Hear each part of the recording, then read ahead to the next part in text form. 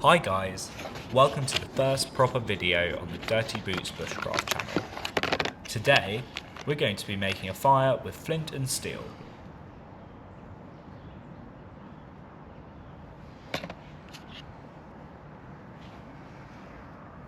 This is the char cloth I'm going to be using.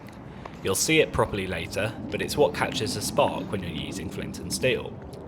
And this goes without saying, but making fires is dangerous. Only do this if you know what you're doing and you're confident using equipment.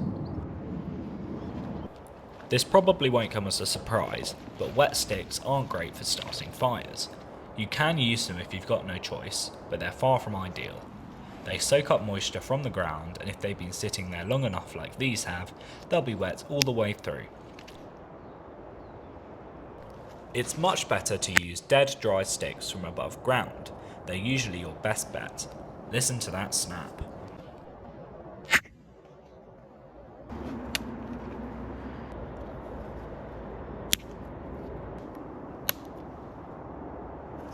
Bendy twigs like these aren't dead, and so they won't burn very well.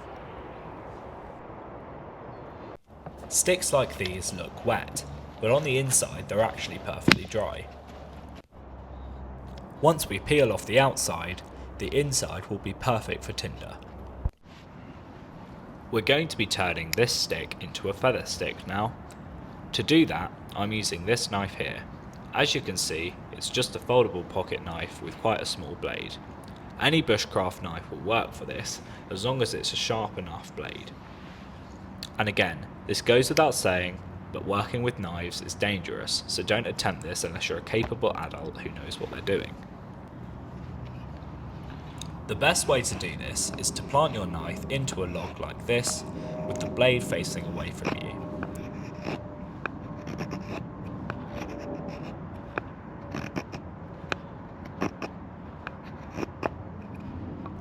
If you're doing it right, it should start to look something like this once you get going. The wood you're stripping should curl up like this, almost like a feather. Striking sparks onto the feather stick tinder alone isn't going to work. It just won't ignite or hold a spark on its own.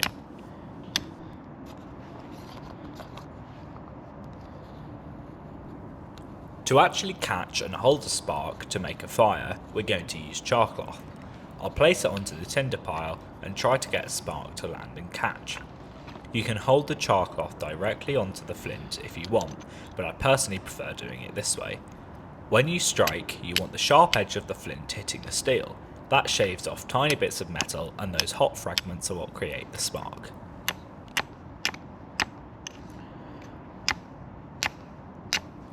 Once a spark lands on the char cloth and it starts to glow like this, that's when you can add your tinder. Char cloth won't actually ignite on its own, even if you put a lighter to it. You need to cover it with tinder, otherwise it's not going to work. Then, you gently blow on it to increase the heat, and that should ignite your tinder pile.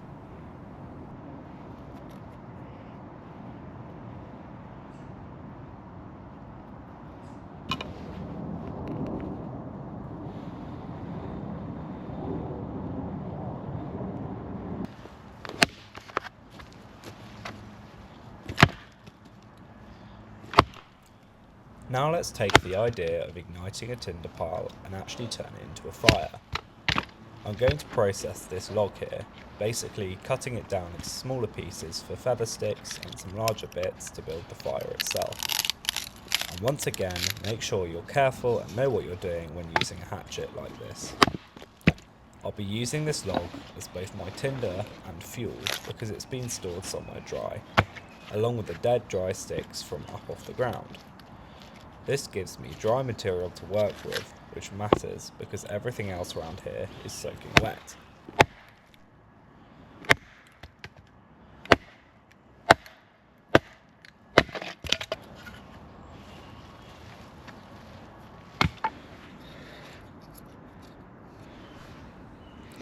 Here I've got another piece of that log from earlier.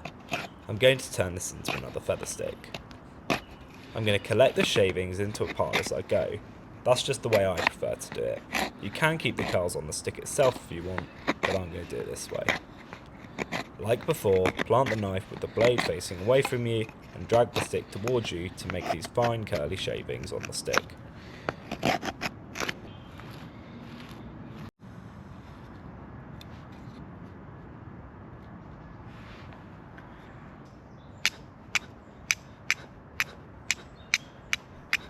I've placed the tinder pile and the charcloth onto some bark.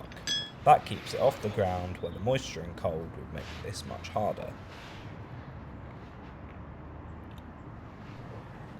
Once you've caught a spark in your charcloth again and it begins to glow orange, you can place your tinder over the top. It helps if you can get the charcloth sitting roughly in the middle of your tinder pile, so it's surrounded by material that can ignite. It shouldn't go out. Charcloth generally holds an ember quite well. From here, keep blowing gently. You don't want to blow too hard or you'll move your tinder around. You can use something like a lid or your hand to fan it if you want, but I'm just going to blow on it. The key is getting enough oxygen in there.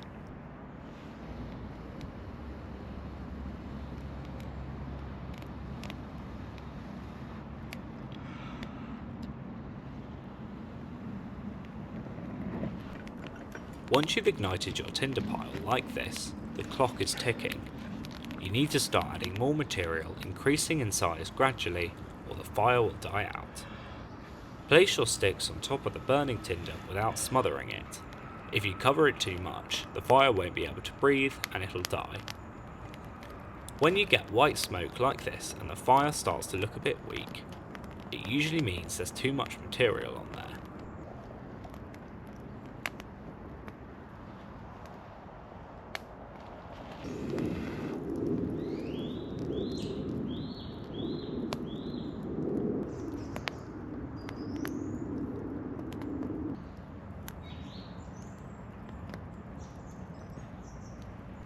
As you can see, now the fire is burning properly hot. You can see everything glowing red and the sticks on top are fully alight. At this point you're usually in the clear. The fire's not likely to go out. It's really important to understand that pouring a whole bucket of water over a fire doesn't mean it's out. The embers can stay hot. You need to move the sticks around and soak absolutely everything, otherwise it could reignite. I hope this video on making fire with the bare minimum using flint and steel has been really informative. This is just the beginning. Next time we'll look at more bushcraft skills and the uses of fire. Thanks for watching.